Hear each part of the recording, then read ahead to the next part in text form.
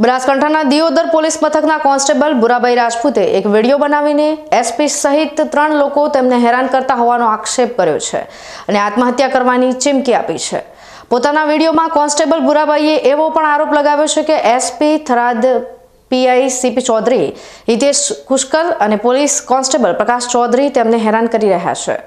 તેમણે આહિરાણી જીનલ નામના એકાઉન્ટ કેસમાં ફસાવવાની વાત પણ વિડીયોમાં કરી છે।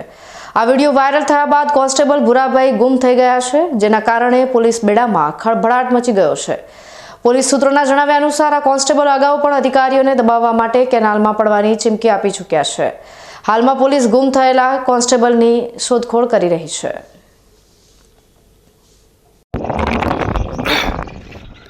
હું ભુરાજી નાગજી એસઆઈ 8/2024 થી દિયોદર પોલીસ સ્ટેશનમાં હું નોકરી કરું છું। જો નોકરી પર ગયા બાદ થરાદના પીએસઆઈ સીપી ચૌધરી સાહેબ કે જેમણે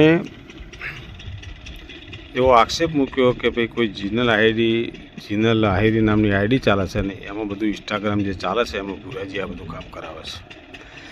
મારી પાસે માણસો મૂક્યા, મેં કીધું કે સાહેબ આ વસ્તુ હું કહી છું ને મારા મોબાઈલ લઈ જાઓ, તમને જે યોગ લાગે એ કરો, બાકી હું આવી મેટરમાં પડતો નથી। મને ઇન્સ્ટાગ્રામ આઈડી આવું બધું મને ચલાવતો આવડતું નથી।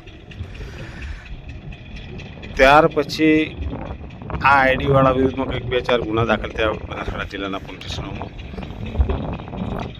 એના પછી એની ધરપકડ કરવામાં આવી। ધરપકડ કર્યા પછી મને 4/4/2025ના રોજ મને દિયોદર પોલીસ સ્ટેશનના દિયોદર એએસપી સાહેબ શ્રી માનકર સાહેબે ઓફિસે બોલાવેલો। 4/4/2025ના રોજ મેં માનકર સાહેબને કીધું સાહેબ હું આ વસ્તુ કંઈ જાણતો નથી, મને ખાલી લિમિટ બનાવવા આવે છે, થરાદથી આખું જાય છે। સીપી ચૌધરી સાહેબ મારી પાસે સાહેબ કે જે હોય તમે ગોવિંદનો મોબાઈલ લીધો છે, ગોવિંદનો મોબાઈલ તમે પાછો આપી દો, તમે ઓટીપી આપો છો, આ છે તે છે। મેં ના પાડેલી સાહેબ હું આ વસ્તુ કશું ઓટીપી નથી આવડતું, કશું નથી આવડતું। છતાં પણ સાહેબે કીધું કે તમારા આમાં મને સહકાર આપો છે। મેં સાહેબને કીધું કે સત્ય છે હું કહીશ। મારા મુદ્દે તો હું રિટર્ન નામદાર કોર્ટમાં ગયેલો, દિયોદર કોર્ટમાં મુદ્દત પતાવી પરત આવેલો। ફરી સાહેબને મળેલો, સાહેબને મારી સાચી આપીતી મેં વર્ણન કરેલી। એના પછી હું ત્યાં હાજર આરોપી ગોવિંદસિંહ શંભુજી રાઠોડને મળેલો। મેં કેમ તું મારું ખોટું નામ આવે છે? કે મને એસપી સાહેબે મારો વિડીયો બનાવ્યો છે કે તારે ભુરાજીનું નામ આપવાનું, બીજા કોઈનું નામ આપવાનું નહીં, અને બીજા 2-4 પોલીસ કર્મચારીનું નામ આપવાના આવું મને કહેલું। ગોવિંદસિંહે કૂદે હું ત્યાંથી પછી નીકળી ગયેલો। મારી મધર બીમાર હોય એ દિવસે હું રજા ઉપર ગયેલો। તારીખ 6/6ના રોજ 6/4/2025ના રોજ મારા સગા શાળા ગુજરી જતો હું ગોલગામ ગયેલો। સાંજે પરત આવેલો। પરત આવ્યા પછી મારા પીઆઈ સાહેબનો ફોન આવેલો કે ભાઈ તમને એસપી સાહેબ બોલાવ્યો છે મોબાઈલ સાથે, સાહેબ મારા આવો બનાવ બનેલો છે, હું આવી શકું એમ નથી, એવું તો કાલે મારે ત્યાં લોકાચા જવાનું છે, હું ત્યાં જઈને પછી રિટર્ન આવીને સાહેબ પાસે જશું, છતાં મારા મોબાઈલ લઈ જાઓ તો હું મોબાઈલ આપવા તૈયાર છું। સાહેબ કે સારું હું જે હશે તમને મેસેજ આપીશ, સાહેબ સાથે ચર્ચા કરી લઉં। એના પછી સાહેબનો ફોન આવ્યો, મોડા પછી મને વાયા ઘણા ફોન આવેલા કે તમે એસપી સાહેબને મળી લ્યો, આમ છે તેમ છે, તમને ગુનામાં ઘાલવામાં આવશે। મેં કીધું સાહેબ મેં કોઈ ગુનો કર્યો નથી, મને શું કરે આ રીતે ધમકાવો છો, ડરાવો છો? પછી હું જિંદગીથી હવે કંટાળી ગયો, કેનાલ ઉપર આવી ગયો છું।